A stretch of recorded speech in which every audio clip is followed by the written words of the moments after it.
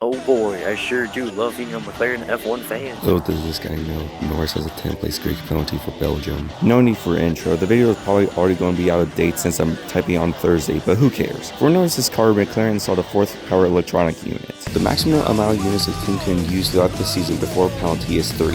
McLaren has competed in 8 of the 9 Grand Prix, we'll talk about the missing Grand Prix later. So Norris has averaged an electronic unit after every 2 races. Wait, Norris's second unit was replaced to be worked on in Japan for free practice. That same unit had a painful death in Monaco FP2. I think McLaren is on something. You know what, let's look back on McLaren 2026 to see if this is a McLaren issue or the powertrain supplier of Mercedes issue. The first round in Australia started with a bang. A bang in the wall for Oscar Piastri, am I right? During the pre-race reconnaissance lap, Piastri had an unexpected extra 100 kilowatts of power added to his cold tires as he exited turn 4 and hit the wall head-on and was out for the race. Piastri would say that is how the engines have to function with the rules, basically extra power that may become unexpected. I would really put the blame on McLaren in this instance. It was basically just an unexpected error that was most likely a software glitch. But my garbage assessment will prove to be wrong the very next race at China. I would put a joke here, but a double did not start for the race is not really much of a laughing matter, unless your name is Christian Horner. And who would have guessed the issue was electrical?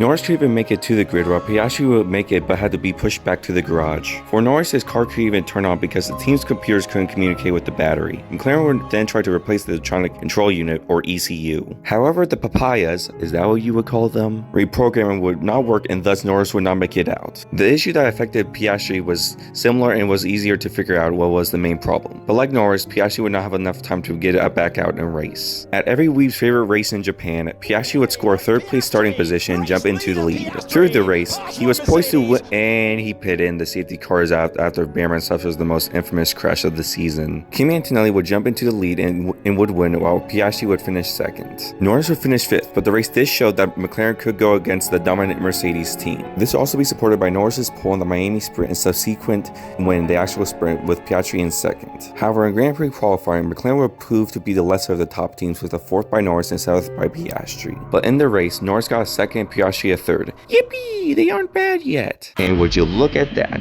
In the Canadian sprint qualifying, Norris and Piastri got 3rd and 4th. In the sprint, Norris got 2nd and Piastri 4th. In the GP qualifying, it was the same qualifying results from the sprint. Surely this would carry into the actual race. They started the race on intermediates. The track was basically dry. Norris and Piastri had 2 pits for slicks. Norris suffered an issue with the gearbox and DNF'd. Piastri was involved in an incident with Alex Albon that led to Piastri getting a 10-second time penalty and having to get a new front wing. He rebounded to get in 11th. There were no survivors. Let's review what has happened thus far. In the rounds where McLaren aren't hampered by their own mistakes or tech issues, they've proven themselves as a worthy competitor for a podium. And in the case of Japan, a possible win. If it wasn't for bad luck at Japan, Piastri could have won the race easily. In the case of Norris, whenever his McLaren is out for his blood, it is out for the front. Look at Miami.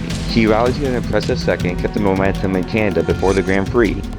If McLaren could stop messing up, both Piastri and Norris could have had a good 2026 so far. Then in Monaco, they got a 7th and 8th in qualifying. While in the race, Piastri will get a 5th and Norris gets another DNF after, no price for answering correctly, a car issue. In Barcelona, Norris qualifies 4th and Piastri 7th. And would you look at that, Piastri scored 5th and Norris appears 3rd. Once again, the drivers, mainly Norris, just need a reliable car to sit in and then they can actually start doing something. In Austria, they qualified 6th and 7th. I'm not joking. That allowed Piastri as 4th and Norris as 7th. Then in the British sprint, Norris got 3rd and Piastri 7th.